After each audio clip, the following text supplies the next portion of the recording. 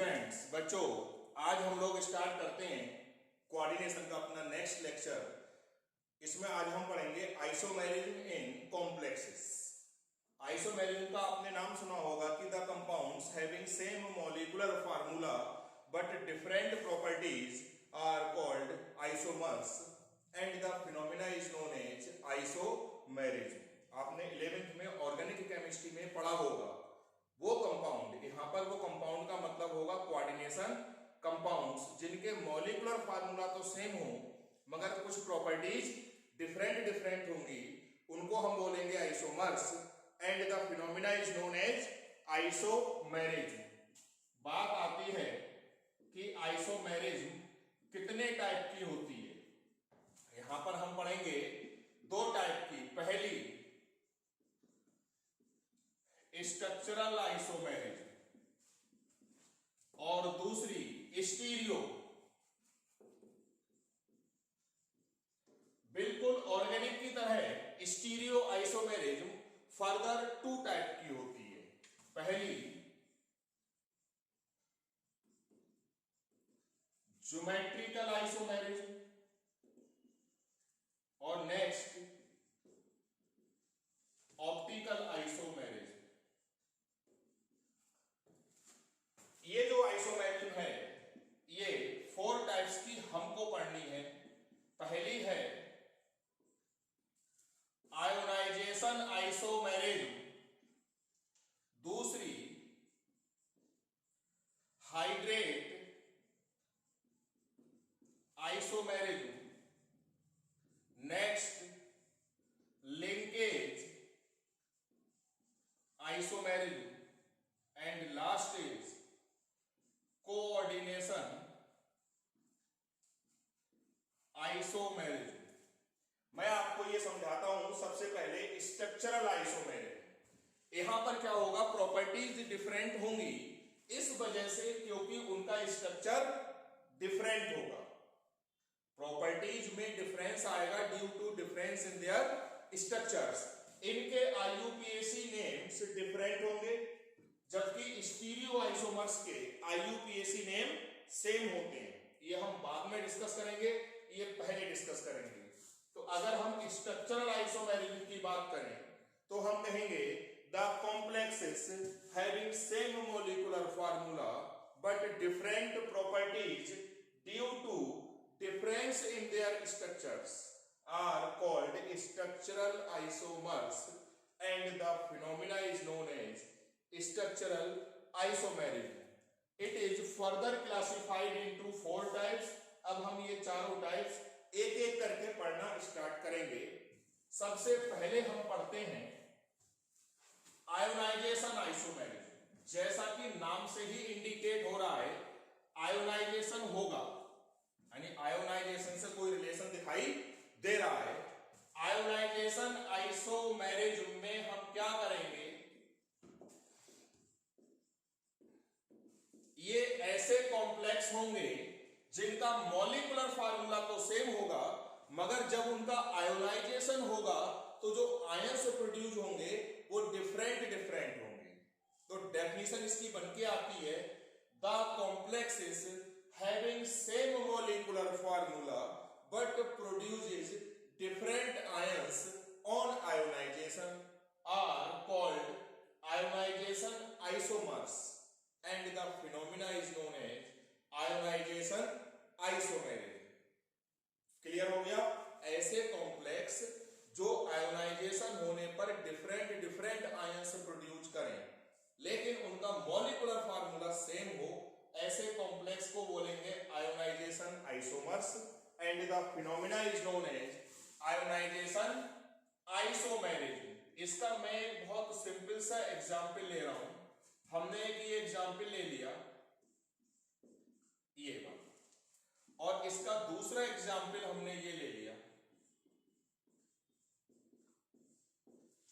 ये। अब इनका आयोनाइजेशन करवा रहे हैं, ये आइसोमर्स हैं। इसमें एक Br, यहां पर भी एक Br, एक सल्फेट, 5 अमोनिया और एक कोबाल्ट। जब ये आयोनाइज होगा, स्क्वायर ब्रैकेट को आयोनाइज नहीं करवाना है बच्चों कभी भी। सल्फेट आयन पे -2 चार्ज, तो इस पे आएगा +2 चार्ज। यहां पर देखो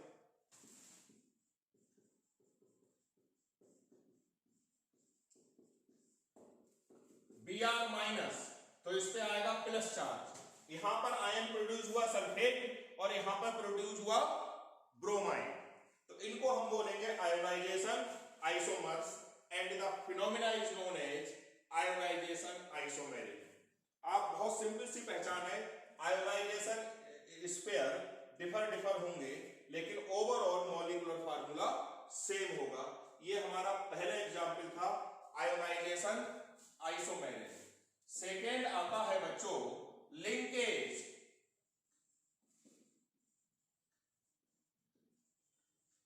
मैंने आपको बताया था एम्बिडेंट लिगेंड, ऐसे लिगेंड जो दो साइड से बॉन्ड बनाने में कैपेबल होते हैं उनको हम बोलते हैं एम्बिडेंट लिगेंड। जैसे ये वाला CN C से भी बॉन्ड बना सकता है और N से भी बॉन्ड बना सकता है।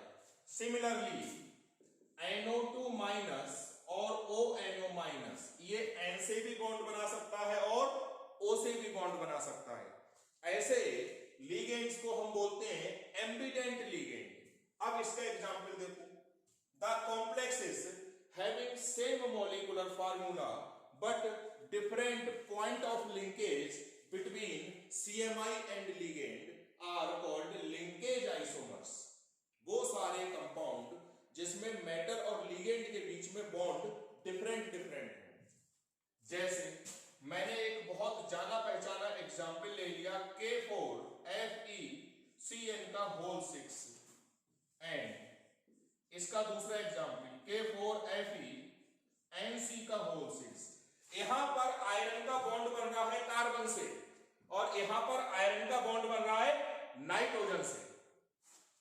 कार्बन और आयरन के बॉन्ड की प्रॉपर्टीज यानी एनर्जी अलग होगी और आयरन और नाइट्रोजन के बॉन्ड का नेचर अलग होगा, तो ऐसे कंपाउंड्स को हम बोलेंगे लिंकेज आइसोमर्स। यहां पर ये कंफर्म है कि हमेशा जो लिगेंड होंगे वो एम्बिडेंट लिगेंड ही होंगे। अब थर्ड एग्जांपल आता है, हम लेते हैं बच्चों पहले कोऑर्डिनेशन आइसोमर्स।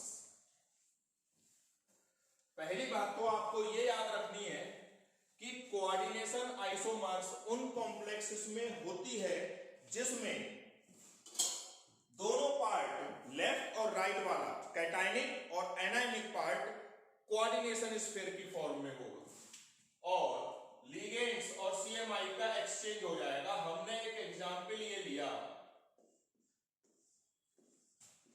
ये एक कोई कोऑर्डिनेशन कंपाउंड है, पहला पार्ट भी कोऑर्डिनेशन स्फीयर है और दूसरा पार्ट भी कोऑर्डिनेशन स्फीयर है।